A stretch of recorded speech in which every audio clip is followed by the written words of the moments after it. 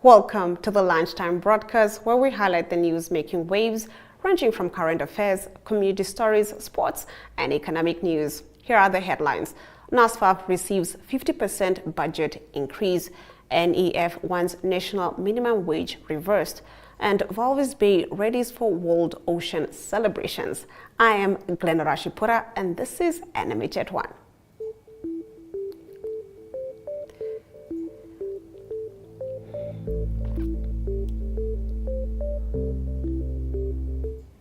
In our midday news update, a cleanup campaign kicked off earlier today as a prelude to the official World Ocean celebrations slated for tomorrow in Walvis Bay at Independence Beach. It is expected that President Nangola Mbumba will deliver the keynote at tomorrow's celebrations. On the other side of the break, we take a look at our visual news, which highlights local stories from across Namibia. Hi, Kambaripa. Hi, Melissa. You look upset.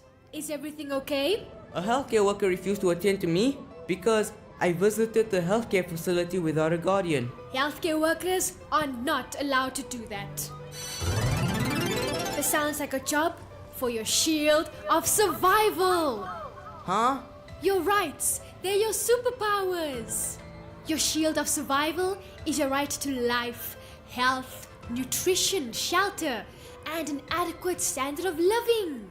For more information, contact the Children's Advocate Namibia in the Office of the Ombudsman on 061 20 73 111. Send us an SMS on 20401. SMS costs 40 cents. You can also send us a message via our Facebook page. Remember, the services of the Children's Advocate are free of charge.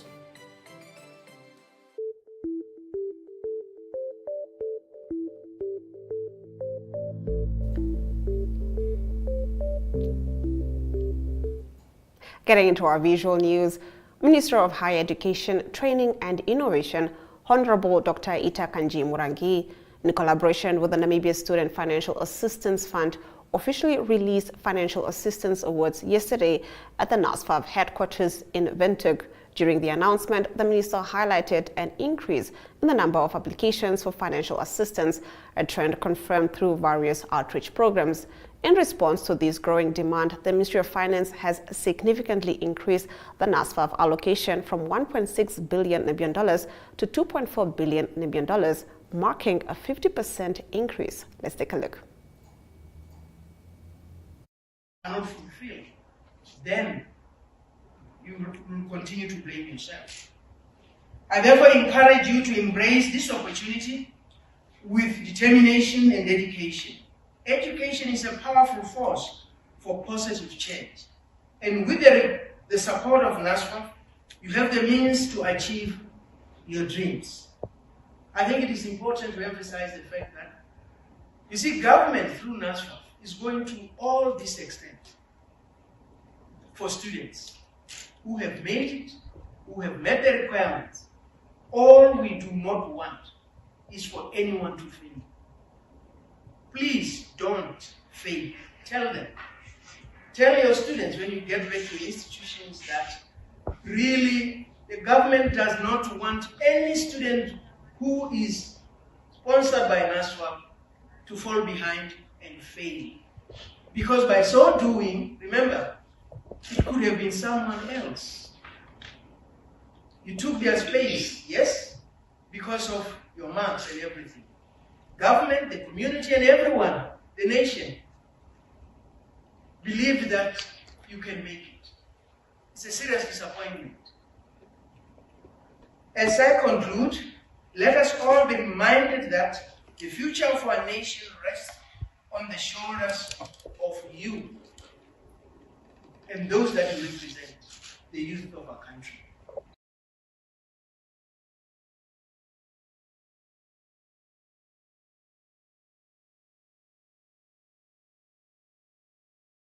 Introducing 061 Express, brought to you by Synergy in proud partnership with Windhoek Express.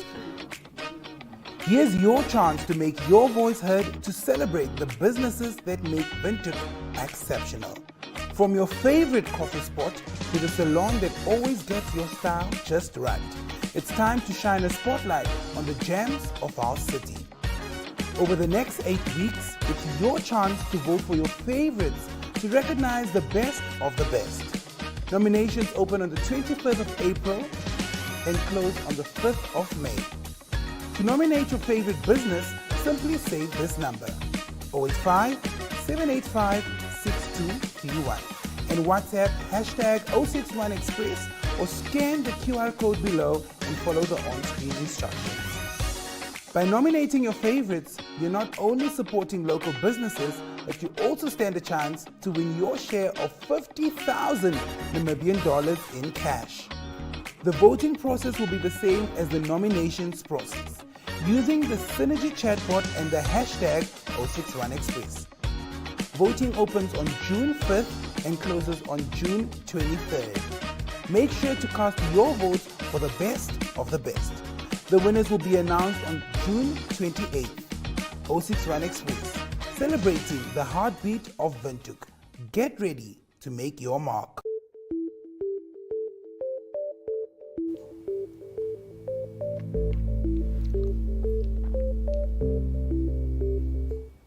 Let's take a look at what's inside today's daily newspapers. Leading us into the newspaper review, Namibian Sun leads with word that Namibia and Angola have announced plans to resurrect work on the controversial Baines hydropower project located at the border between the two countries, which will produce 881 megawatts of electricity.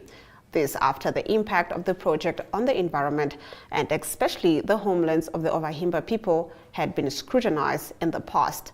Namibia's Mines and Energy Minister Tom Alwindo was with Angola's Energy and Water Minister João Baptista Borges at the Luaca hydroelectric dam in Angola on Monday, during which it was agreed to resume the 881 megawatts Baines binational dam and hydropower project on the lower reaches of the Kunene River on the border between the two neighboring countries.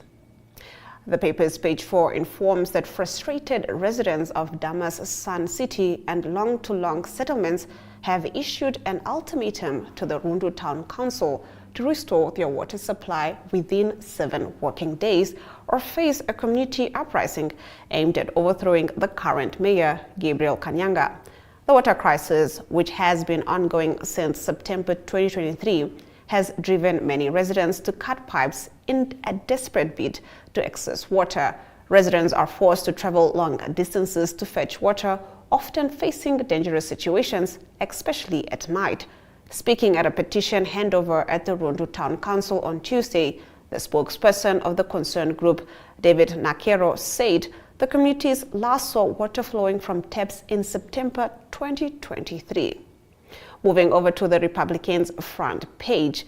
According to the Republican, residents of Tsumeb have been enduring ailments for years, such as nausea, headaches, lethargy, sinus infections, and asthma, while the drinking water has had to be boiled for months before it is drinkable. Plants leave burn due to high arsenic levels, and blood samples show unhealthy levels of aluminium, antimony, vanadium, and nickel. This is according to recent blood tests and laboratory analysis that the Republican had its hands on. The residents who wish to remain anonymous for fear of victimization say when the gas clouds from the copper smelter descend on the town, school children are sent home and it becomes harder to breathe. The University of Namibia has enrolled 3,057 students in its readiness program for those who did not meet the initial admission requirements. These students will not be required to pay for the program. This enrollment takes place at the Southern Campus with 108 registered students, the Katiba Mulilo Campus 546, Rundu Campus 705, Oshakati Campus 727, and the Kommersdal Campus 515. Moving over to the Allgemeine Zeitung's front page, which reports that Henny Seibeb, co-founder of the Landless People's Movement and close confidant of party president Bernard Swartboy, resigned from the party with a bang on Tuesday and also resigned his seat as a member of parliament. He was followed a few hours later by party comrade Edson Isak. On page 3, the paper informs that water supply to up to 445 customers is being disconnected daily by the Windhoek municipality as the $1.1 billion debt piles up. An urgent application to the High Court was granted and the water supply must be reopened. On the other side of the break, we continue with our newspaper review, starting off with the Namibian.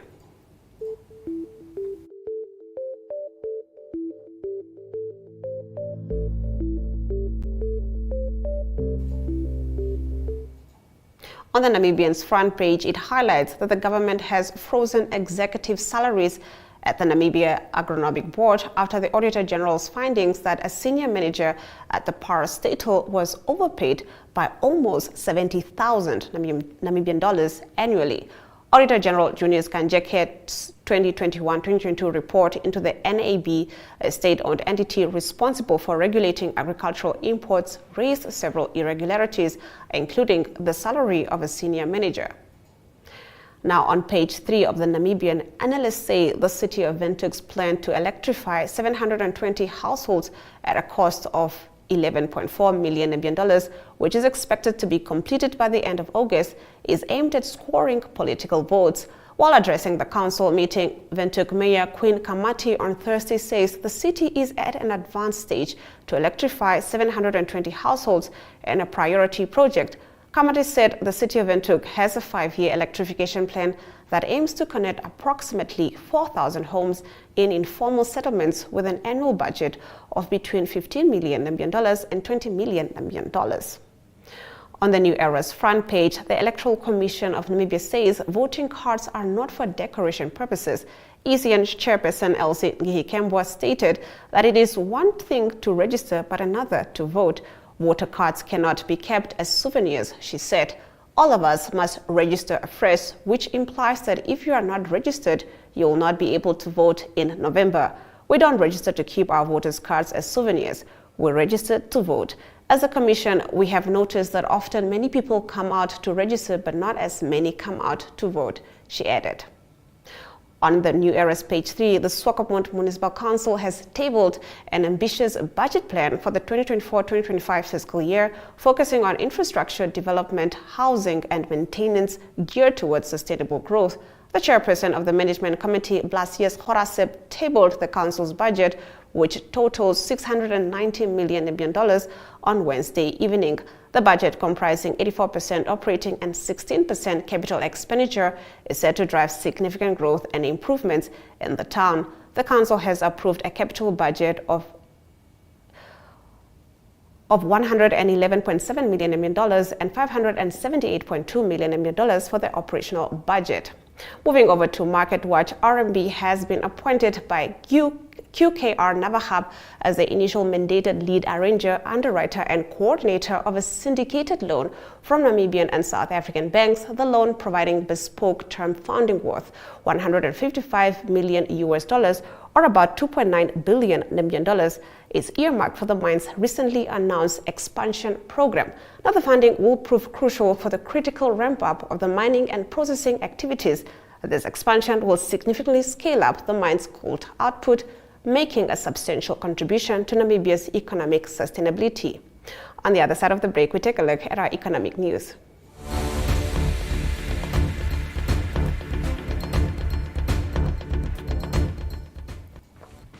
Welcome to My.NA Cars, your ultimate destination for everything automotive. I am your host, Diana Master. Teamwork makes the dream work, right? Discover the latest models, innovative technologies, and expert insights from our passionate hosts. Learn essential maintenance tips and get exclusive behind-the-scenes access to the automotive industry. Don't miss My.NA Cars on NTV every Thursday at 2100 hours. Tune in and ignite your passion for automobile.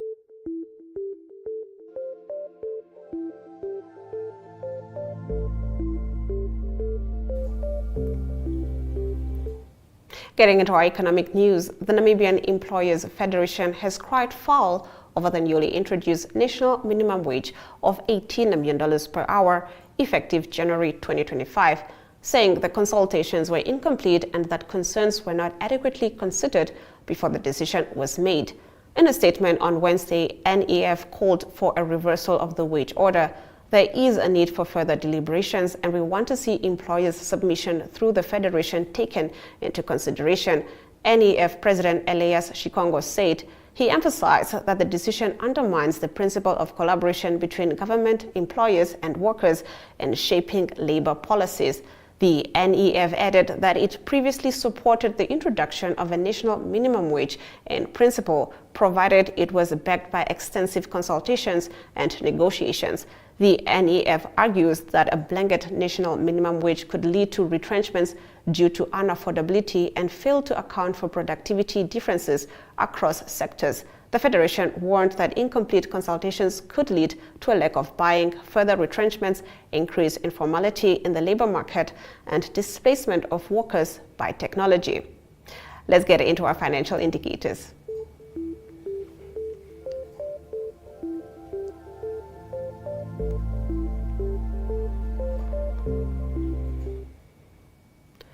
The Namibian dollar trades against the British pound at 24.16, against the euro at 20.60, against the US dollar at 18.94. 2 Namibian dollars and 61 cents gets you 1 Chinese yuan.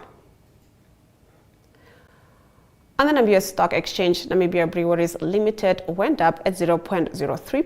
Leshaho Holdings Namibia Limited went up as well at 2.50%, while First Rent Namibia Limited went down at 0.50%, while the remaining stock remained unchanged. On the commodities market, all major commodities went up, with Brent crude oil trading at 0.02%, going for $78 and 92 cents per barrel. Overall index went down at 0.05%, while the local index went up at 0.12%. On the other side of the break, we get into our news from Africa.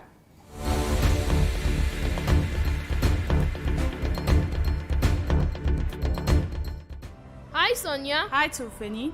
What are you reading? I'm reading about the Child Care and Protection Act in this pamphlet I got from school. What's that? It is Namibia's main law for the children and the issues affecting them. The Act classifies here that a child is anyone under the age of 18 years. Check out some of the rights meant to protect you. For more information, contact the Children's Advocate. For more information, contact the Children's Advocate Namibia in the Office of the Ombudsman on 061 20 73 111. Send us an SMS on 20401.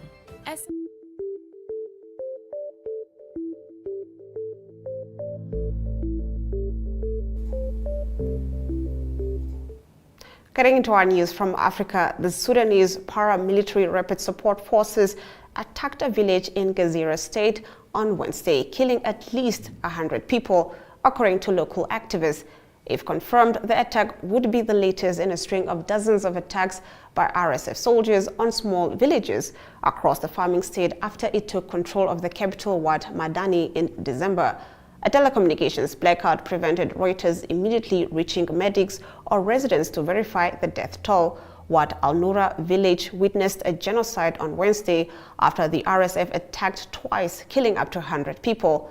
The pro-democracy Wad Madani Resistance Committee said in a statement on social media late on Wednesday. Later, it put the number of dead in the hundreds and said the Sudanese army had not headed a request for help. The RSF began fighting the army in April 2023 after disputes over the integration of the two forces and has since taken over the capital, Khartoum, and most of Western Sudan. It is now seeking to advance into the center. As United Nations agencies say, the people of Sudan are at imminent risk of famine. The Army-aligned Transitional Sovereign Council condemned the attack. These are criminal acts that reflect the systemic behavior of these militias in targeting civilians, it said in a statement.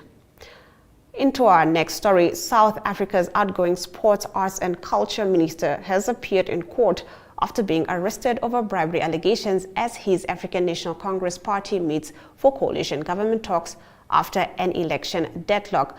Zizi Kodwa, who was formally charged with taking bribes, appeared in a courtroom south of Johannesburg on Wednesday alongside co-accused Jehan McKay. Kodwa was granted bail during the hearing, the country's elite police unit Hawks said in a statement. His lawyer said Kodwa would not evade trial and will disclose his defense at a later stage. Footage by public broadcaster SABC showed. News website News24 reported that Kodwa was held on accusations of taking 1.6 million rand in bribes in connection with contracts handed by the city of Johannesburg to upgrade and maintain the metro's software systems. He was implicated in taking bribes from a businessman at a judicial inquiry in 2021 that looked into allegations of widespread government corruption involving ANC officials and others. The allegations relate to the time when Kodwa was the national spokesperson for the ANC and later the Deputy Minister of State Security. Police allege that Kodwa used some of the bribe money to buy a luxury SUV vehicle. Now that concludes our news from Africa. On the other side of this short break, we get into our international news.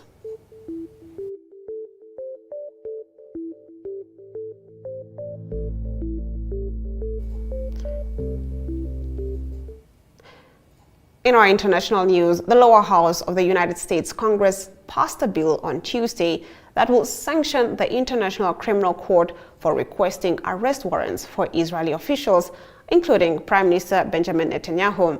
The bill would apply economic sanctions and visa restrictions to individuals and judges associated with the ICC, including their family members. The International Criminal Court has overstepped its authority and set a dangerous precedent by seeking arrest warrants for Israeli Prime Minister Netanyahu and Israel's Defense Minister Gallant, alongside Hamas terrorists. Mike McCall, the chairman of the House Foreign Affairs Committee, said the 247-155 vote amounts to Congress' first legislative rebuke of the War Crimes Court since its stunning decision last month to seek arrest warrants for the leaders of Israel and Hamas. The bill was backed by the Republicans, who enjoy a slim majority in the House. The bill is expected to go to the Senate, where it is unlikely that the democratically controlled chamber chooses to take it up. The ICC Chief Prosecutor Karim Khan said on May 20th that he believes Netanyahu has defines Minister Yoav Gallant and three Hamas leaders, Yahya Sinwar, Mohamed Diaf, and Ismail Haniyeh, are responsible for war crimes and crimes against humanity in the Gaza Strip and Israel. Getting into our next story, Earth warming rate hit an all-time high in 2023, with 92% of last year's surprising record-shattering heat caused by humans. Top scientists have revealed the group of 57 scientists from around the world used United Nations-approved methods to examine what's behind last year's deadly burst of heat.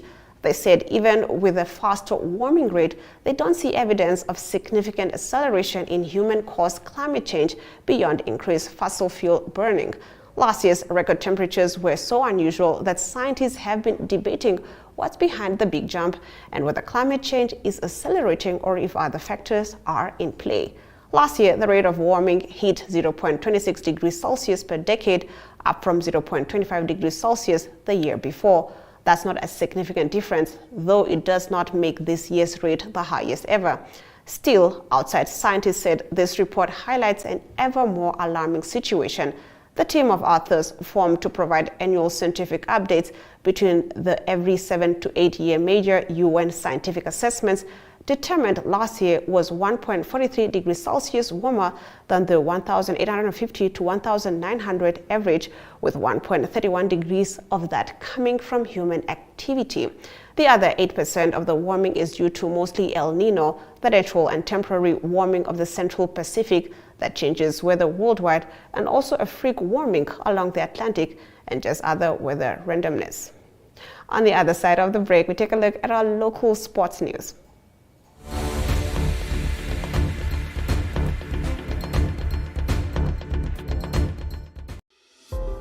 Neo Paints has established a 67-year Namibian legacy, creating personalized paint solutions that blend quality and innovation for the Namibian people. We pride ourselves in being a 100% Namibian-owned company, investing in our country and our people by employing and empowering true Namibians. With every brushstroke, Neo Paints commits to our quality guarantee and always delivering a coat of excellence. At Neo Paints, we always stay true to our country. We are as Namibian as you.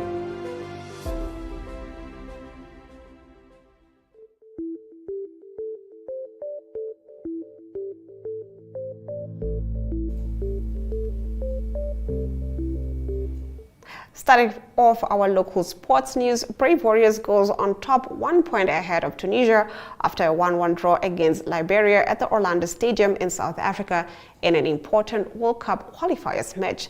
Namibia currently has 7 points, while Tunisia, who has played a game less, has 6 in the group. Namibian featherweight boxer Mateus Haita has vowed to claim the WBA Pan-African title when he next steps into the ring against South Africa's Tato Bonokwane. The two are challenging each other for the vacant title on the 17th of August at the Venture Country Club. The event will be presented by MTC Nestor Sunshine Tobias Boxing Promotions. I would like to thank the sponsors that are making this possible and giving me another chance, he said. Now, Group B of the ICC T20 World Cup is warming up, and after some thrilling matches, here's what things stand at. Australia is leading with a strong performance, while Namibia is holding steady at second place, showing great promise. England and Scotland share the middle, each with a point. Oman is at the bottom but fighting hard. Tonight, Namibia's Eagles take on Scotland, and that match starts at 9 p.m. Namibian time. We now take a look at our international sports news.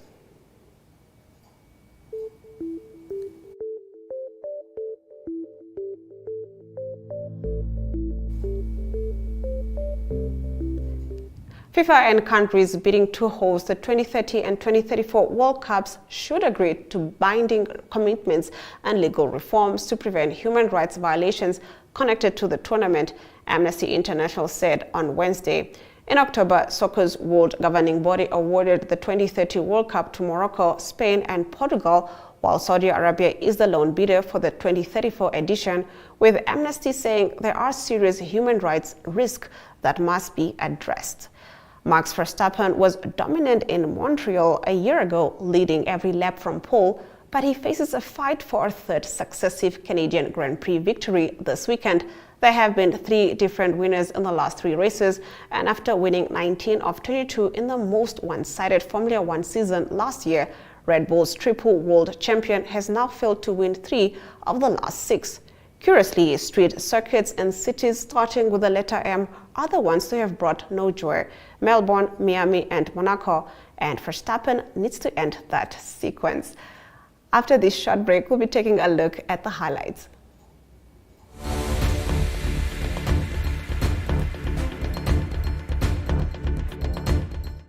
Welcome to What's Cooking, where culinary passion meets expert insights. Somebody must really want to cook and want to cook good food. Immerse yourself in the bustling world of professional kitchens as top chefs create mouthwatering dishes. Join us for in-depth interviews as our host explores the experiences and expertise of our guest chefs. Don't miss out. Tune in to What's Cooking on NTV every Friday at 2100 hours and let the culinary adventure begin.